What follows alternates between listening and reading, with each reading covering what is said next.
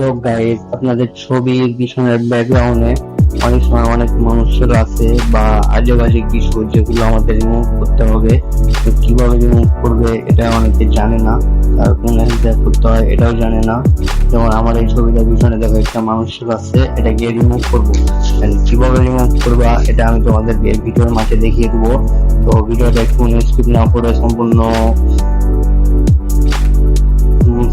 মনোযোগ সহকারে দেখবা, তাহলে বুঝতে পারবা কিভাবে রিমুভ করে। তো এটার জন্য আমাদের একটা অ্যাপসের দরকার, যে আছে না এয়ার ব্রাশ। এই অ্যাপ দিয়ে আমরা এটা রিমুভ করতে পারবো। তো প্রথমে আমি এটা শেয়ার করে এয়ার ব্রাশে নিয়ে চলে যাই ছবিটাকে। এয়ার ব্রাশ, এই যে এইটা এয়ার ব্রাশ, এটা আমার ডেসক্রিপশন বক্সে লিঙ্ক দেওয়া আছে অ্যাপসের। তোমরা চাইলে ওখান থেকে ইনস্টল করতে পারো, কিংবা প্লে স্টোরে গিয়ে সার্চ দিলে পেয়ে যাবা। এটা আমরা এখানে নিয়ে চলে আসছি। তো এখন এটা কিভাবে রিমুভ করতে হবে, তো দেখতে পাচ্ছ এখানে একটা টুলস লেখা আছে। এই টুলসে চলে আসবা। টুলসে আসার পরে ইরেজার লেখা আছে, এই ইরেজারে চলে আসবা। আর অবশ্যই এটা রিমুভ করার সময়, অ্যাপস ব্যবহার করার সময় ইন্টারনেট থাকা লাগবে। ইন্টারনেট না থাকলে এটা কিন্তু কাজ করবে না। তো এখন আমরা এই মানুষটাকে রিমুভ করব। তো প্রথমে আমরা এভাবে বুঝে নেবো, যেখান দিয়ে রিমুভ করতে চাও ওখান দিয়ে এবার বুঝে দিবে। যে বরাবর রিমুভ করবা ওই বরাবরই এভাবে করে নেবা। আমি করে নিচ্ছি, এভাবে করে আমার মতন করেই করবো।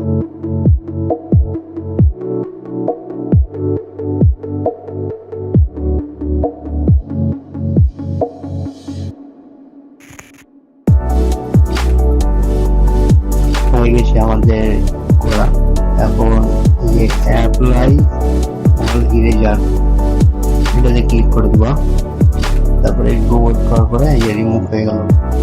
যে জায়গাগুলো দেখো থেকে গেছে, ঘুরে গেছে, সেখানে আবার নতুন ভাবে কি করে দেবো।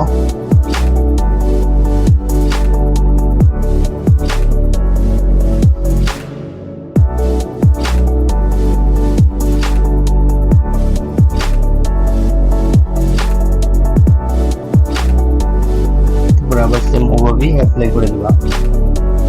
রিমুভ হয়ে গেছে, কিছু বোঝা যায় না যেখানে কিছু রিমুভ করা হয়েছে, কিছু বন্ধু বুঝে যাচ্ছে না।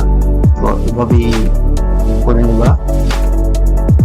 আশা করি বুঝতে পেরেছো। কারো যদি কোনো সমস্যা থাকে আমাদের জানাবা।